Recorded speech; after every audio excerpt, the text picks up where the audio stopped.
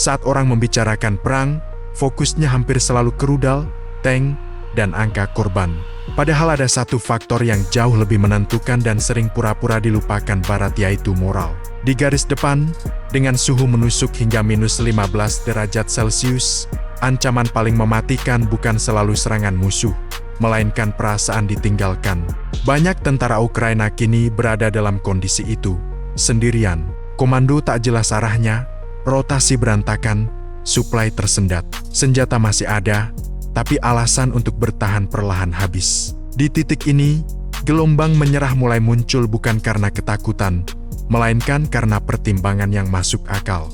Ketika perang tak lagi terasa sebagai pembelaan tanah air, melainkan sekadar menunggu giliran mati, maka pilihan paling manusiawi adalah bertahan hidup. Ironisnya, jalan keluar itu justru datang dari Rusia, lewat siaran radio yang menawarkan opsi menyerah dengan aman. Ini bukan kisah heroik murahan. Ini cerita tentang runtuhnya psikologi manusia. Barat mungkin rajin mengirim senjata, konferensi pers, dan slogan, tapi semangat, kepastian, dan tujuan yang masuk akal tidak ikut dikirim.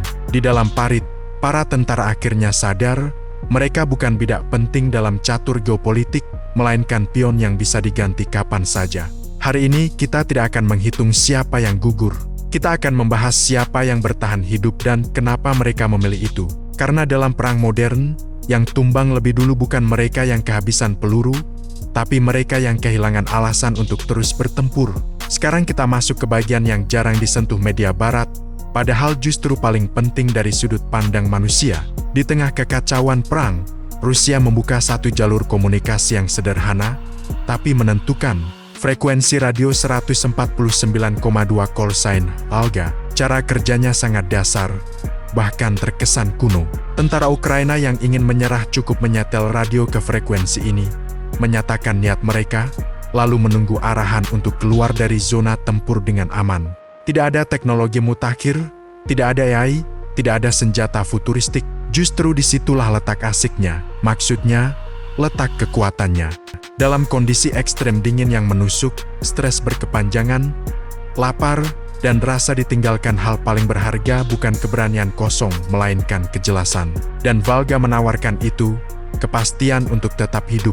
Ibarat orang yang tersesat di hutan bersalju. Kamu bisa terus berjalan tanpa arah demi terlihat berani, atau mengikuti satu sinyal yang benar-benar membawamu keluar.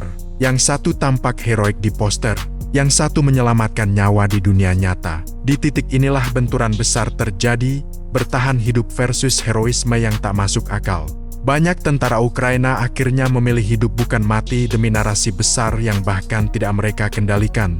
Valga bukan sekadar frekuensi radio. Ia adalah simbol runtuhnya ilusi bahwa semua orang rela mati demi agenda geopolitik. Dalam perang modern, keputusan paling rasional seringkali bukan menyerang lebih jauh, tapi berhenti. Di titik inilah kesalahan paling mendasar sering tak terlihat. Barat memperlakukan perang layaknya operasi suplai, bukan tragedi manusia. Musik perang dimainkan, tank dikirim, amunisi mengalir, rudal datang bertubi-tubi. Di laporan dan grafik, Ukraina tampak solid. Tapi perang tidak pernah dimenangkan di laporan. Ia ditentukan di pikiran orang-orang yang berdiri kedinginan di parit. Hari ini, banyak tentara Ukraina menggenggam senjata barat yang mahal dan mutakhir. Namun bersamaan dengan itu, mereka juga memikul kelelahan kronis, suhu ekstrem, dan ketidakpastian yang tak kunjung berakhir. Rantai komando kabur, jadwal rotasi tak jelas, tujuan perang makin sulit dipahami. Ibaratnya, ini seperti menyerahkan mobil balap tercanggih kepada pengemudi yang sudah 3 hari tidak tidur. Mesinnya sempurna, tapi manusia di balik kemudi nyaris roboh. Disinilah kritik terhadap NATO dan Barat menjadi relevan.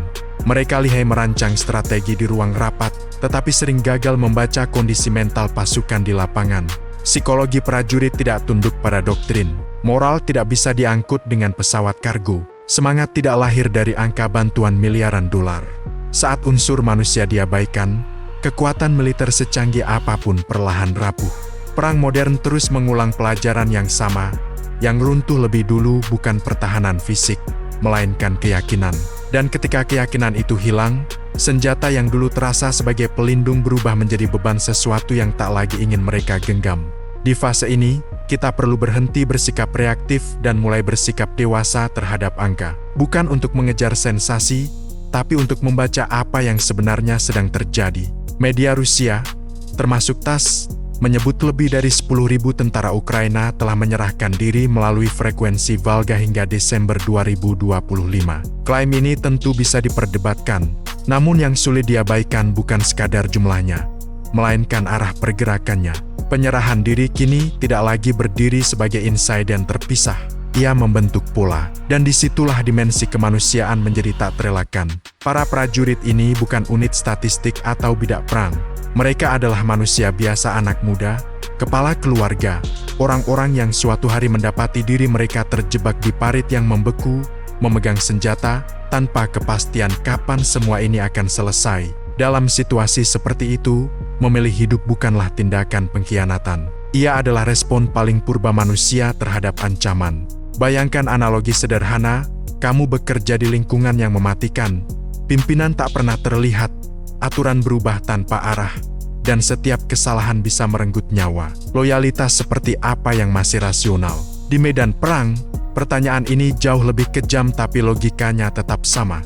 Fenomena ini menggarisbawahi satu kebenaran penting, loyalitas yang dipaksakan tidak pernah bisa mengalahkan naluri bertahan hidup. Negara bisa memproduksi narasi, media bisa menjual kisah kepahlawanan, tapi pada akhirnya, ketika manusia dihadapkan pada pilihan nyata, mereka akan memilih untuk hidup. Dan bagi banyak tentara Ukraina, Volga adalah wujud konkret dari pilihan itu. Dalam doktrin militer ada satu kebenaran sunyi, pasukan jarang runtuh karena kalah senjata, mereka runtuh karena kehilangan arti. Peluru memang melukai raga, tapi yang benar-benar mematikan adalah kelelahan batin yang menggerogoti kemauan. Dan di banyak sektor garis depan Ukraina hari ini, itulah yang sedang terjadi. Para prajurit terjebak dalam kombinasi paling merusak, pimpinan yang nyaris tak pernah hadir, kondisi alam ekstrem yang menguras fisik, dan perang yang tak menawarkan akhir yang bisa dibayangkan. Bayangkan kamu diminta bertahan di tengah badai salju, dengan perintah yang berubah-ubah, tanpa kepastian apakah besok ada rotasi atau tidak. Secara status kamu masih bertempur, tapi secara mental kamu sudah ditinggal sendirian. Di ruang kosong itulah pendekatan Rusia bekerja, bukan lewat teriakan propaganda, melainkan penawaran yang masuk akal, ada jalan keluar, dan kamu bisa tetap hidup. Disinilah titik runtuh mental muncul, bukan karena ketakutan, tapi karena kesadaran. Kesadaran bahwa yang mereka jaga bukan lagi rumah sendiri, melainkan kepentingan yang makin abstrak dan jauh dari kehidupan mereka. Ketika rasa ditinggalkan bertemu opsi realistis untuk selamat, menyerah berubah dari tabu menjadi keputusan rasional. Gelombang penyerahan diri lewat frekuensi Volga bukan episode pinggiran, melainkan indikator strategis. Ia mengirim sinyal jelas, konflik ini tak lagi ditentukan oleh siapa yang memiliki teknologi paling canggih, melainkan siapa yang mampu menjaga daya tahan mental pasukannya. Begitu moral di garis depan mulai retak, dampaknya menyebar cepat dan nyaris tak terdengar. Satu unit goyah, unit lain mulai bertanya pelan, sebenarnya, untuk apa semua ini? Bagi Nuato dan para pendukung Ukraina, ini alarm serius. Senjata bisa ditambah, suplai bisa diperbanyak, tapi kepercayaan dan keyakinan prajurit tidak bisa dipulihkan dengan logistik. Jika mereka yang berada di parit merasa sendirian, narasi besar tentang perlawanan akan terdengar kosong. Di sisi lain, Rusia membaca celah ini dengan teliti, bukan hanya menekan secara militer, tetapi juga membuka opsi keluar yang terasa masuk akal. Kesimpulannya sederhana, tapi pahit. Perang modern tidak dimenangkan oleh teknologi semata, tanpa faktor manusia moral, kejelasan tujuan, dan rasa dihargai. Bahkan senjata paling mutakhir pun kehilangan daya. Dan di titik inilah, arah konflik mulai berubah.